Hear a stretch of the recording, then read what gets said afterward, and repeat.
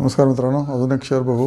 Padamji paper पुण्याचीच company आहे. आपल्या आजूबाजूला सगळं असतं पण आपलं त्याच्याकडे लक्ष नसतं. ओके, या कंपनीचा P/E 7 आहे, 7.6.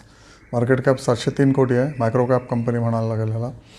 Okay, current price may be 71 और 72 आणि पीक प्राईस याची येऊन गेली 180. कधी येऊन गेली तर मे बी जानेवारी 25ला येऊन गेली. कारण हे लोक जे प्रोडक्ट बनवतात ते फिनॉमिनली खपत आहे सध्या आणि चांगल्या मार्जिनवर खपत आहे. फूड पेपर बनवतात ते, म्हणजे जे फरेरो चॉकलेट्स असतात किंवा जे हायफाय स्वीट्स किंवा खाद्यपदार्थ असतात, बिस्किटं म्हणा किंवा all those things, cashew biscuits etcetera, त्याचे जे फूड पेपर जे रॅपिंग येतं ते हे लोक बनवतात. खूप कॉस्टली असतं ते, पण कॉस्टली चॉकलेटला असं लागतं.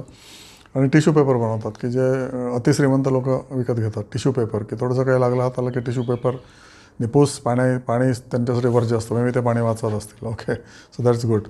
खूपच ट्रान्सपरंट हा कंपनीचा ॲन्युअल रिपोर्ट आहे. मी वाचला, थक्क झालो वाचून. ओके, फेस व्हॅल्यू 10 आहे. ओके, आणि सगळ्यात बेस्ट काय तर इक्विटी फक्त 10 कोटी आहे.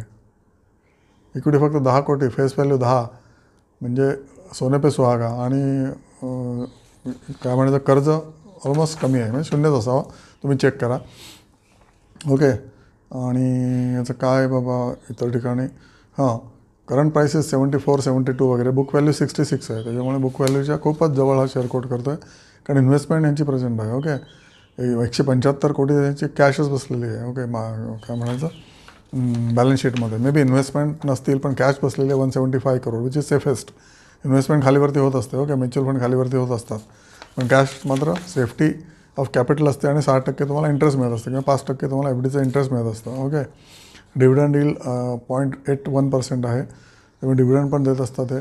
आणि ऑब्वियसली तुम्हाला काय वाटतं, फूड ग्रेड पेपर अजून महाग होईल? तर मला तर वाटतं नक्कीच महाग होईल. की जसं इन्फ्लेशन वाढतं आहे तसं चॉकलेट बिस्किट फरेरो महाग होणार आणि त्याच्यामुळे फूड ग्रेड पेपर पण महाग होणार. ओके, आणि टिश्यू पेपर तो पण महाग होणार. Okay, expansion at Mahad is underway. आता महाडला त्यांचा नवीन एक्सपान्शनचा प्लॅन चालू आहे. May be next 1 year it will be commission. त्याच्यामुळे याचं सेल्स अजून वाढतील, प्रॉफिट अजून वाढतील. Okay, Jatia JATIA, Jatia is a chairman of this company. Jatia brand खूपच फेमस आहे. ऑनेस्ट लोक आहेत हे management. Honesty and integrity is not top billing as far as I am concern for any companies management. ते जर असेल तर ऑब्वियसली तुम्ही थोडा महाग शेअर घेतला तरी चालेल, पण तो घ्यायला पाहिजे. ओके, आणि जिथे डिसऑनेस्ट मॅनेजमेंट आहे, काही नंबर्स दाखवतात, काही फेकाफेकी चालले ॲन्युअल रिपोर्टमध्ये सुद्धा, तर ऑब्वियसली दोन शेअर्स किंवा ज्यांच्यावर EDचे रेड पडले किंवा अजून इन्कम टॅक्सचे रेड पडले तसे शेअर तुम्ही अवॉइड करायला पाहिजे. ओके, आणि ट्रान्सपरंट तुम्हाला कळतं, ट्रान्सपरंट प्रेझेंटेशन किंवा ॲन्युअल रिपोर्टमध्ये काय काय लिहिलं आहे त्या बेसिसवर तुम्ही DNA फायनलाइज करता आणि तो शेअर